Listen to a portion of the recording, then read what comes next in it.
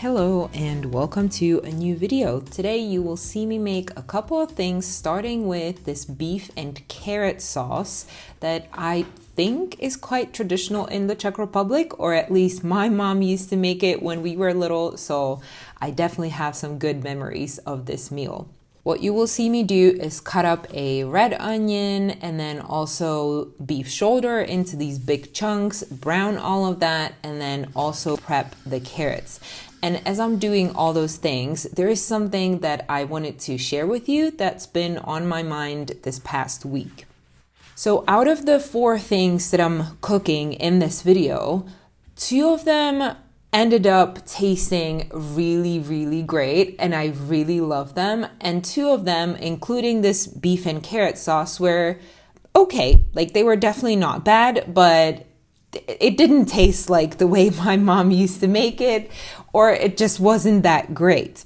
And so when that happens, and it does happen a lot, like I would say there is still like a 50-50 chance that whatever I'm cooking is not going to end up being amazing, I always start maybe doubting or questioning myself, because the one thing is that cooking homemade meals is, for me right now, probably the number one thing I add to our household, or maybe the number one thing is taking care and raising our child. And then the second most valuable thing is cooking homemade meals.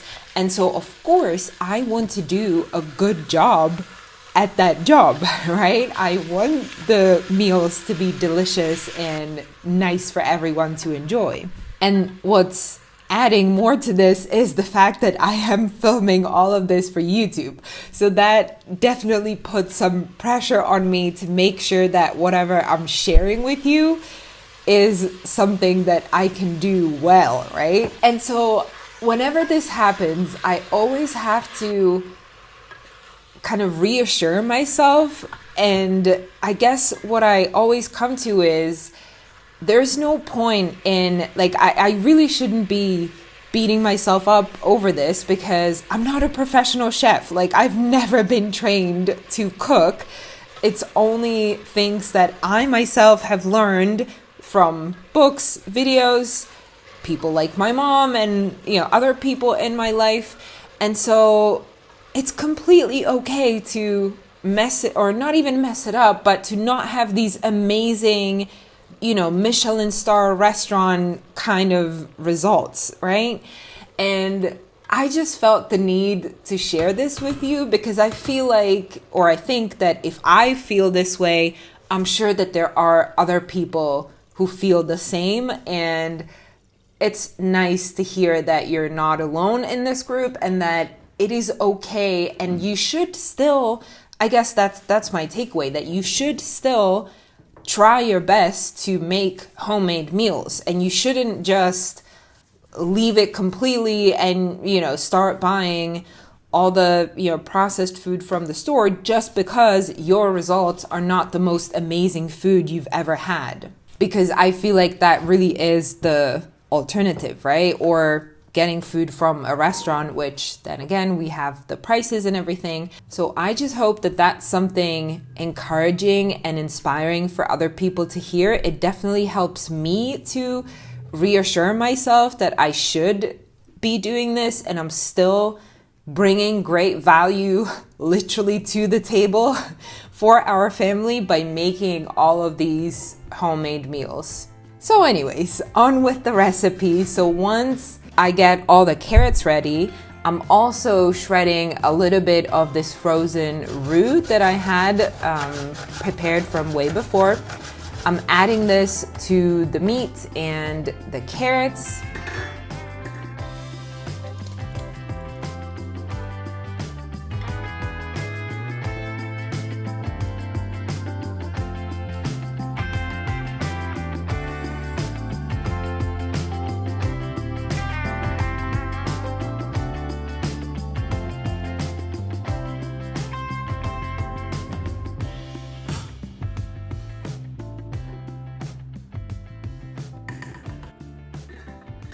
And then for the side dish, I'm getting some potatoes for a potato mash.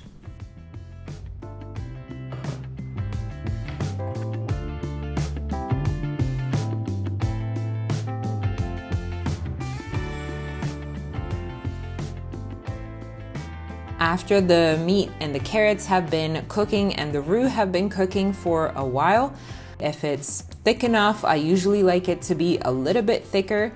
I salt it, and I also add a little bit of sugar since this is supposed to be a little bit on the sweeter side.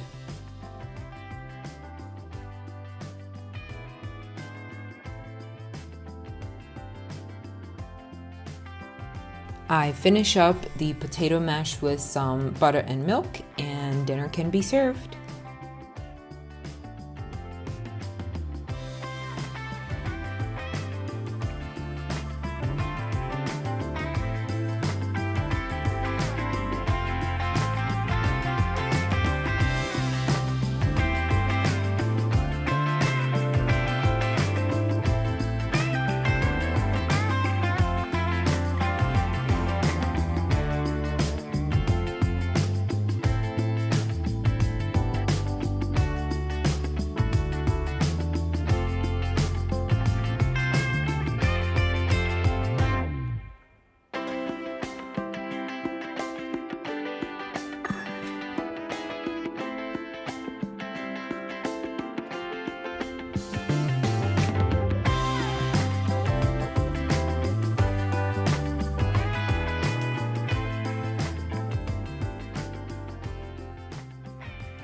So the next dish that I'm cooking here, and this is one of those two that ended up tasting really, really well, are zucchini pancakes. And I mean, it's maybe hard to believe for some, but they actually really tasted nice, and I was so happy with the result. So anyways, I had this really big zucchini, which I peeled and then grated into a bowl.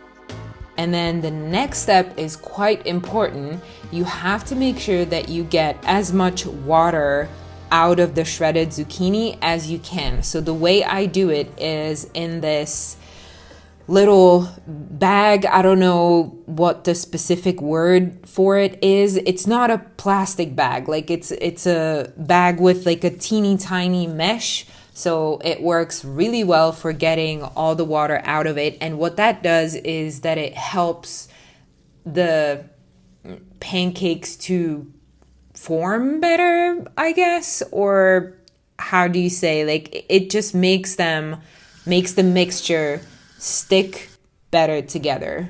And so then I'm adding some eggs into it as well, and then some flour and some milk. And I'm not using, as you can see, any scales or any precise measurements. I just go with the feeling, and since I've done many pancakes in the past, I know what a pancake consistency should look like. Basically, when you kind of pull the mixture to the side, you shouldn't see liquid coming out. Like if you pull the zucchini, the grated zucchini to the side, the eggs and everything shouldn't be immediately running out. Like it should be this very well combined mixture. I hope that makes sense.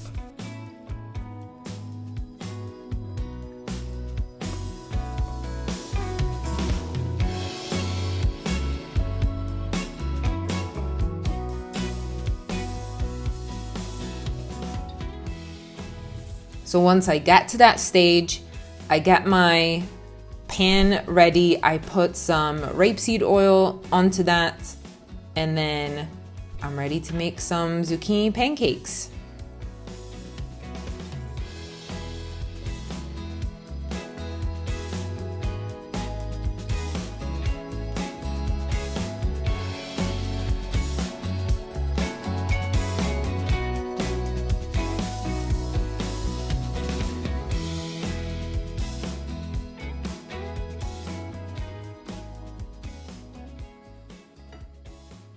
and I will always serve these with some kind of cheese.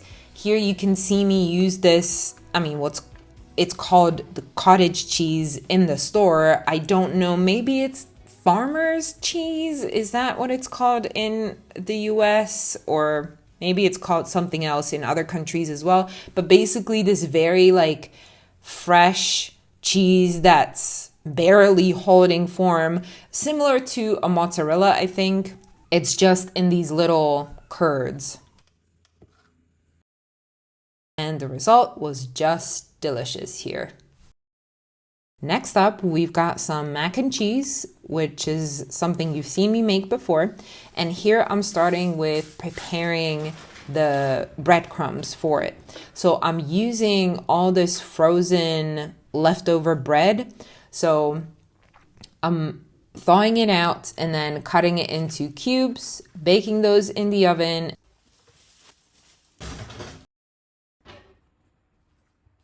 And then once they've cooled down, I am shredding them or mixing them into breadcrumbs, which I actually had to do in a different room than the kitchen because the mixer is really loud and the baby was sleeping just outside of the kitchen on the balcony. So I did not want to risk waking her up.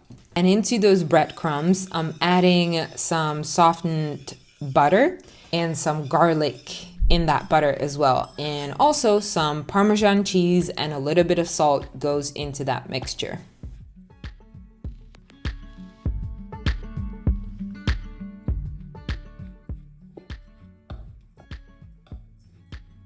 And then it's onto the cheese sauce. So I'm starting with making some roux by melting butter and adding flour into it.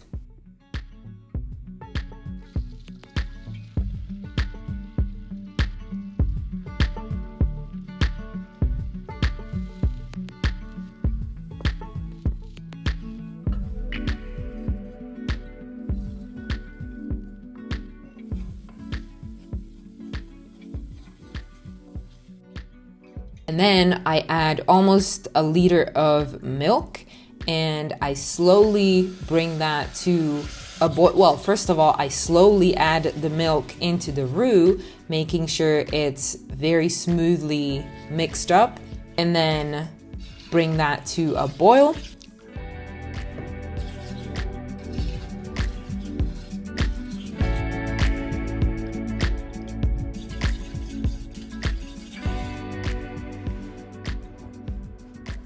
Once it's been boiling for about 10 minutes, I add all the cheese, which is a combination of cheddar cheese and Parmesan cheese.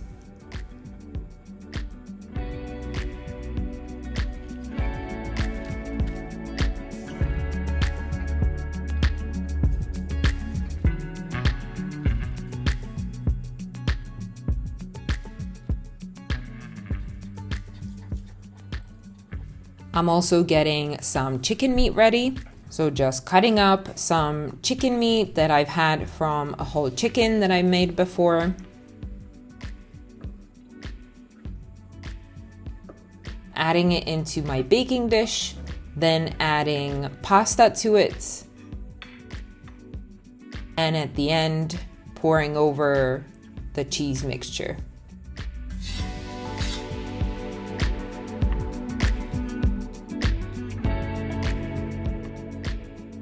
And of course, those delicious breadcrumbs.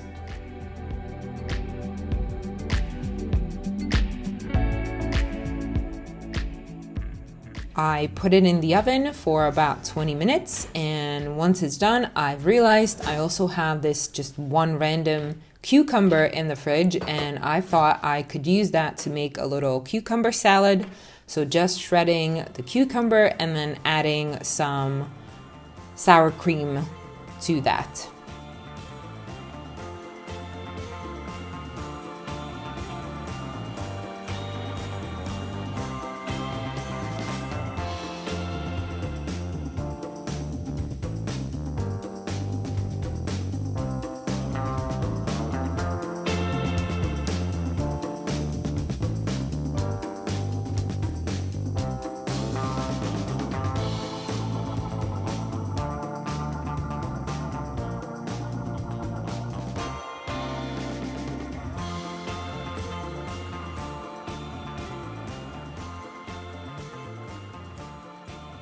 The last thing I'm preparing here is another thing that tasted so well, and again, it was very surprising to me because this was a leek soup.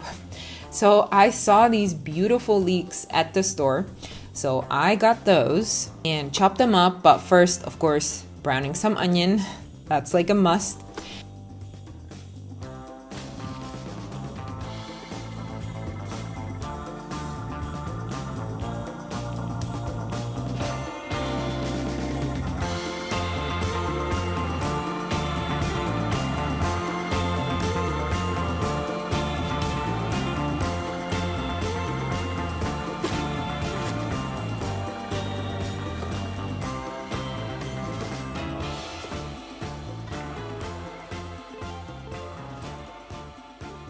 I added the leeks into it, and then the recipe I was using also called for a few potatoes, so I added those in.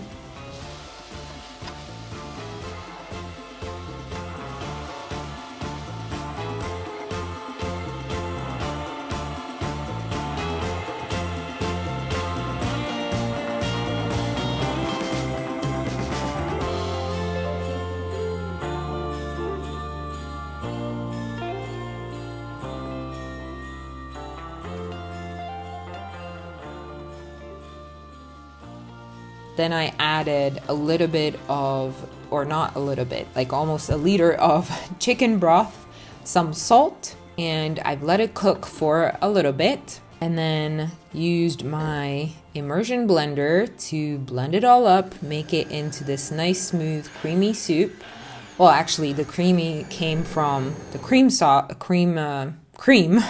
I added into it at the end, and then just tasting it, adding a little bit more salt. Usually I tend to try to salt a little bit less at first, and only once the meal is almost done, I taste it and see if it needs more salt, then I add a little bit more salt, and this one ended up being so good. And that is all I had to share with you and tell you about in today's video, and I hope to see you in the next one. Bye!